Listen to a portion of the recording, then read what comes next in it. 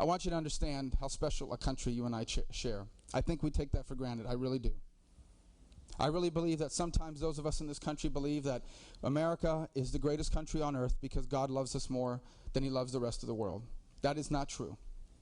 We are the greatest country in the history of the world because of the sacrifices and decisions that were made by those who were entrusted with leadership in it before. And you have an obligation to ensure that. It is not guaranteed. And I give you that insight from someone who interacts with people on a daily basis. I know people criticize America. I know there are things wrong with this country. I know there is. I'll give you one brief example. I remember growing up, but people use this as an example of what's wrong with this country. In 1980, growing up in Las Vegas, I remember neighborhood kids taunting my parents during the Mario refugee about Europe, a bunch of Cubans, why don't you go back home, why don't you go back to Cuba. I remember that. But that's not reflective of America. They may be Americans, but that is not America. It never has been. Because for every one of those instances, I can give you the example of my parents who drove from New York to Florida and broke down in the deep south. Didn't know anyone, didn't even know English. And they couldn't stop the number of people that came out and helped them in 1961 to take that broken down car and getting it fixed without any money in their pocket. True story. For every negative story that I could give you, and there aren't that many, there are so many that reflect the greatness of our people.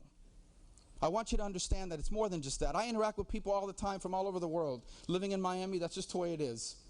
And there are things about us they don't like, but I can tell you they admire this country so much because they see the best in them in us. They see people with names like them, who look like them, who came from the place they came from, doing things that they didn't think was possible. And it's more than that.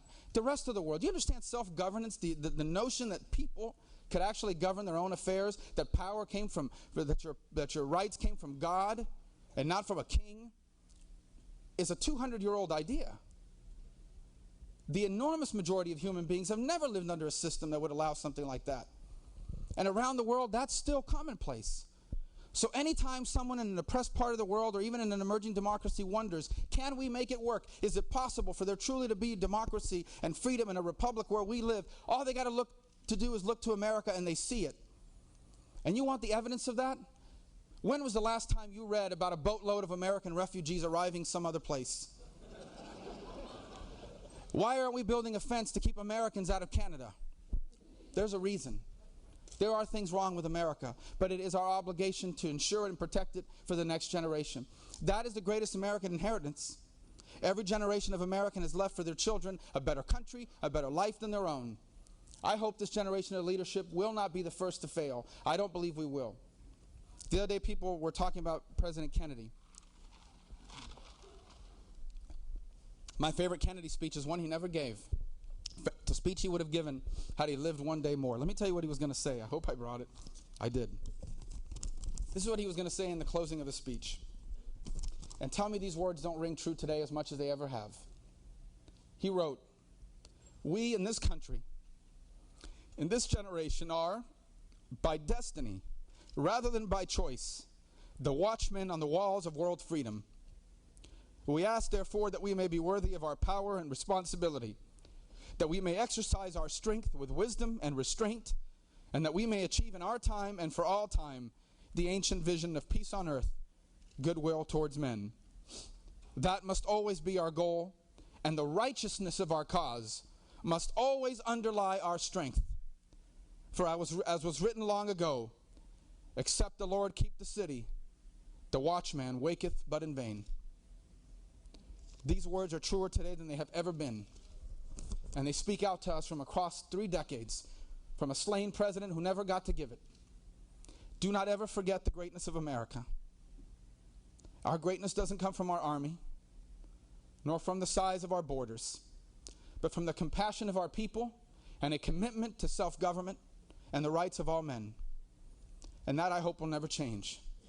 90 miles from the shores of our very state are men and women of my ancestry and heritage who still do not have that. But they look to this country for the hope that they one day will. We cannot fail them, because if we do, we will fail the world.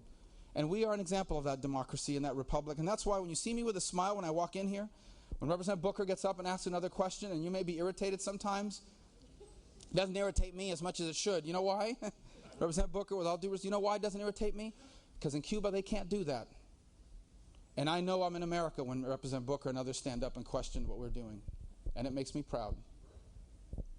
Let me finish with one more thought. And this one is just the truth, and I hope no one gets offended, no one should. And that is this.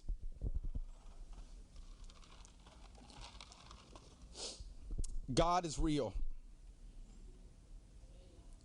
God is real. I don't care what courts across this country say. I don't care what laws we pass. God is real.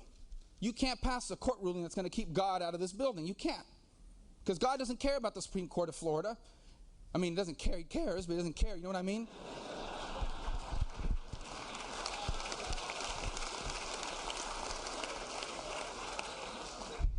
He cares about them, but he doesn't care about their rulings, and he doesn't care about the Supreme Court of the United States. You can't keep him out. I don't mean, he doesn't want you to force him down anyone's throat, by the way. But God is not some old man with a big white beard that just kind of hovers over the world and makes us feel good from time to time. God is a real force of love. Let me tell you what a real force of love is. He loves every human being on earth.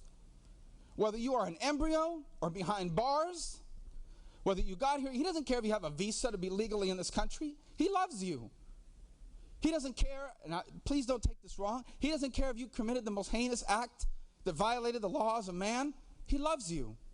He doesn't care if you're so small you can't even see it, but with a microscope. He loves you. You have never met a human being that God does not love, and you never ever will. And it's more than that. It's more than that. God doesn't just love every human being he ever did. God, you can see it. Because I have seen it. You know where I've seen it? I've seen it in a hospice nurse that when she's off duty, stays all night with a patient. Doesn't have to, but she does. Because she doesn't want an old lady to die by herself.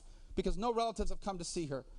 You may chalk that up to that person's goodness. But I'm telling you that does not happen if it wasn't for the love of God.